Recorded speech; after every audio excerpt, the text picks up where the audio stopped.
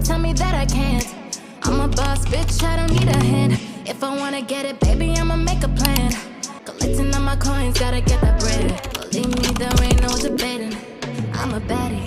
Hi lovelies, welcome back to my channel. If you're new here, hi, my name is Taylor. Thank you so much for joining in on today's video. I do have a very easy, beginner friendly nail art tutorial to share with you guys on some short square acrylic nails. Getting right into today's video, I did go ahead off camera and I prepped my client's natural nails, as well as I applied my tips and cut them to her desired length. So now I'm going in with my tones dehydrator as well as the acid-free primer. Now I like to apply 2 coats of primer. The first coat I allow it to dry and absorb into the nail plate, and the second coat I do go in with my acrylic application while that primer is still tacky. And before I get too caught up in today's video and forget to mention, the products that I'm using for my application are the 𝗂𝗏 Cover Acrylic Powder in the shade Mauve 2, as well as the EMA Acrylic Monomer, and my brush is also by 𝗂𝗏. This is their size 10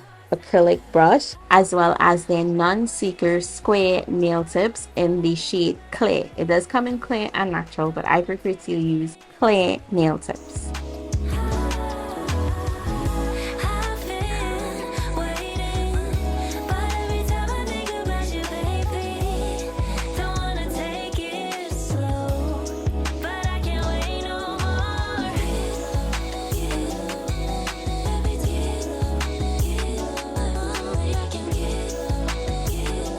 When it comes to laying my acrylic, I do like to start with a small to medium size bead depending on the width of the nail that I'm working with. In this case, I am using a medium size bead of acrylic. I did place it right where the free edge of her natural nails and the extension meet. Using the body of my brush, I do pull the acrylic to the free edge of the extension, while also using that body to shape my acrylic to help to maintain that nice crisp square shape. This is going to eliminate so much extra filing and also save time. Now I did add a second bead of acrylic behind that first bead, and it was just a little bit too wet, so here I am controlling the bead, making sure that it does not run into her cuticles, removing that acrylic as quickly as possible, while also continuing to stroke the acrylic and blend it into the previous bead that I laid. And finally, with my cuticle bead, I am going in with a small bead of acrylic, making sure to hold the finger facing it downwards so that no product runs up into her cuticle area to cause any sort of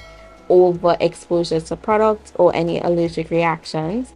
That is basically all that I'm going to do for all her nails, because this nail dish is going to be the base for my nail art.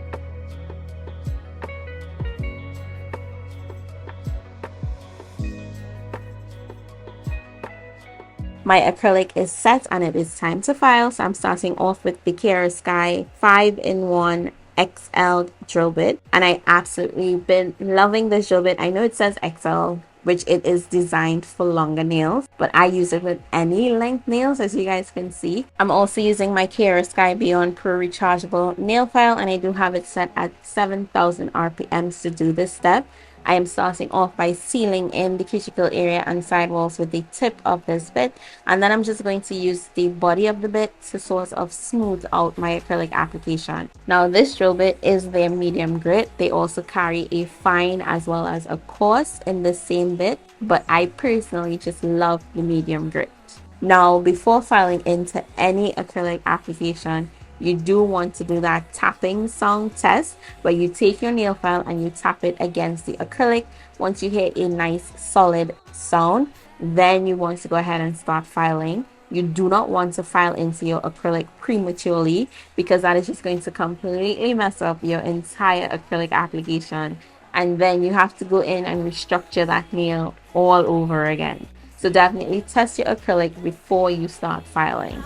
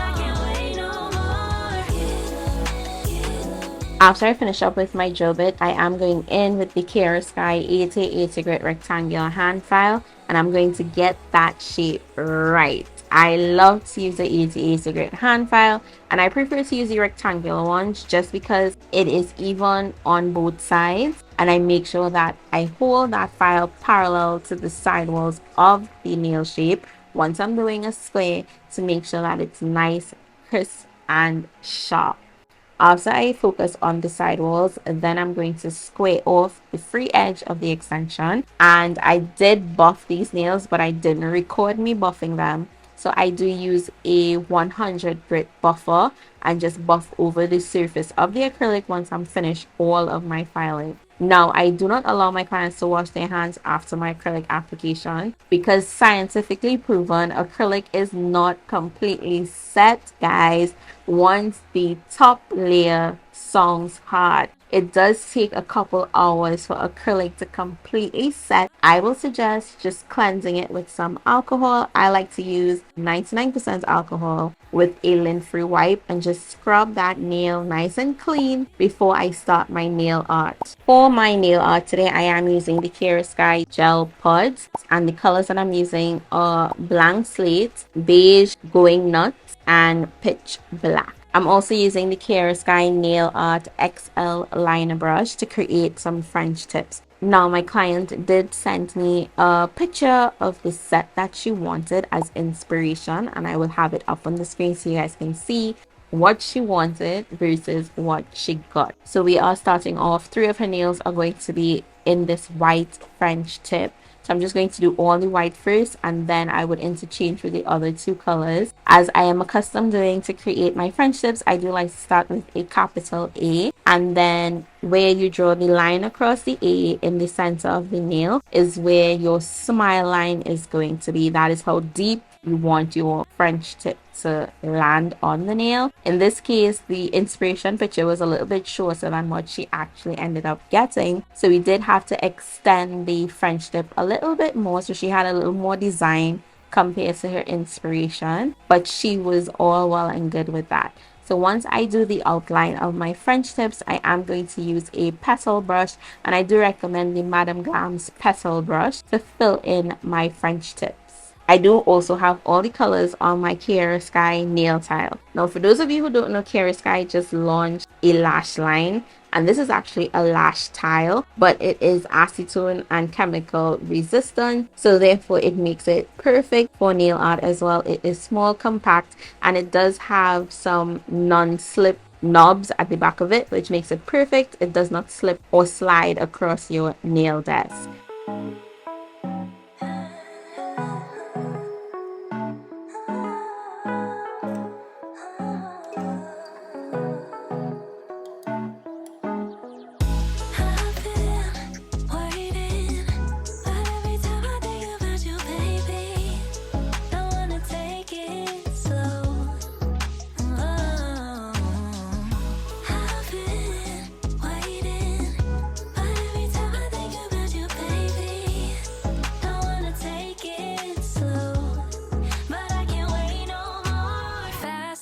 Can we just take control? We're overcomplicating how love flows. High low shouldn't be this stock broke, shouldn't be this hard to tell you I want more. I wanna see that you want me, snatch me up quick, let's see the ring. I wanna know, can we move forward, bust down that door, playing all my cards now, 'cause I've been waiting, but every time I think about you, baby, don't wanna take it slow. I've been waiting, but every time I think about you, baby, don't wanna take it slow. But I can't wait no more.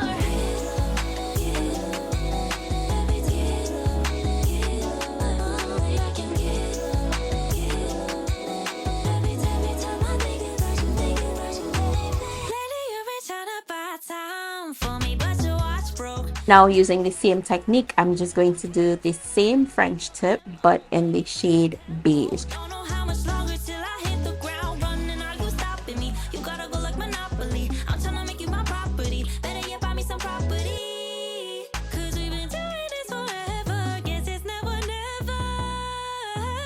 'Cause I've been waiting, but every time I think about you, baby, don't wanna take it slow. Don't wanna take it. I've been waiting, but every time I think about you, baby, don't wanna take it slow. But I can't wait no more.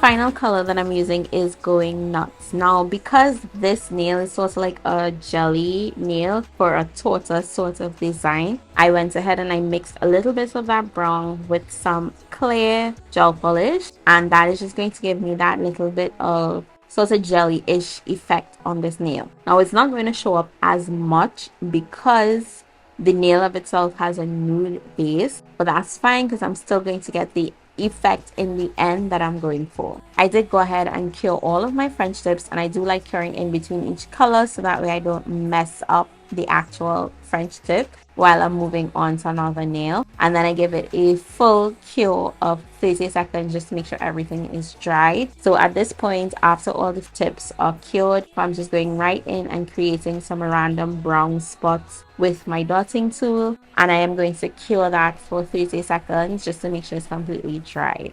So on the middle finger, I am going to take my black gel paint and I am going to do a cow print design on this nail.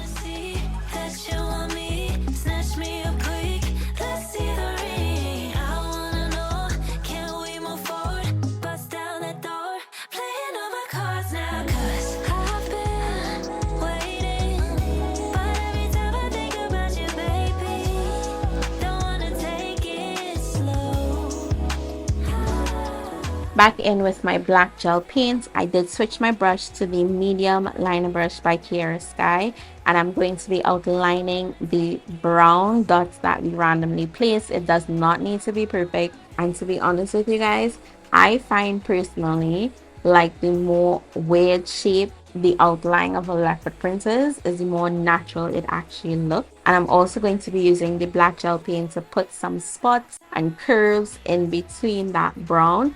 And I'm just looking at this and placing stuff to where it looks really appealing to my eyes. And once I'm happy with it, I'm going to allow my client to cure this nail.